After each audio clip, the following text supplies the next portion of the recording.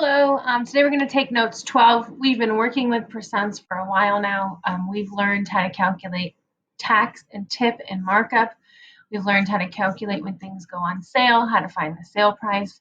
We've learned how to find percent change, so percent increase and percent decrease, and finally percent error. That's what we've been working on. In notes 11, I start those notes with a list of all of those and then all of their formulas or the proportions we use. So refer back to notes 11 if you want some specific help on those. But notes 12 today is going to be on simple interest. This is the last percent application that we have to work on in the 7th grade. There's obviously lots more types of percents, but this is our last one for now. And it's on simple interest. So interest, like it says here, is the cost of using someone else's money.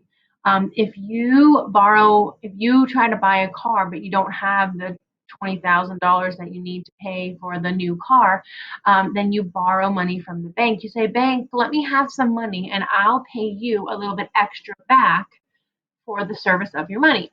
And so that's what interest is. Interest is when you have to pay extra to borrow someone's money. So when you borrow money, you pay interest. If you give somebody money, you earn interest, which means if you lend somebody money, you could say, I'm going to charge you interest for that, and then you could make them pay you extra back.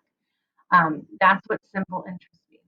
And simple interest has a formula that we're going to use over and over and over. This is something you have to memorize, and it looks a little scary. So it's not a proportion this time. We're going to be working on this percent application without our percent proportion for the first time.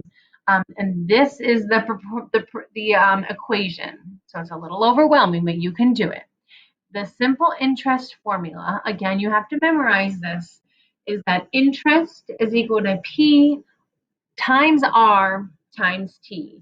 We have to remember that when like letters are right next to each other, it means to multiply. So it's going to be whatever P is times whatever R is times whatever T is. And down here, I explain what each of those letters means. I stands for interest. So if the question asks how much interest are you going to have to pay, you would use this formula. Principal is the P, and that's how much money you start with. Like how much money are you borrowing? That's the principal. R stands for the rate. So the question would have to say the interest rate is 2%. And then this is the important part. You have to write the interest rate as a decimal. You have to write the percent as a decimal. So if we have that the percent is 16%. To write 16% as a decimal, you make your little boogie going the other way. So the decimal would be 0.16.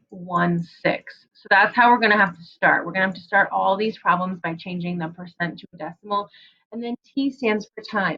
How long are you going to borrow their money for? How long until you pay them back? That's what the time stands for. So I have 2 example problems that we're going to go through.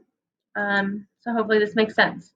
We are going to borrow $3,000, and it's going to take 4 years to pay it back. And we're going to have an interest rate of 6.2%. And the question is, how much are we going to have to pay in interest?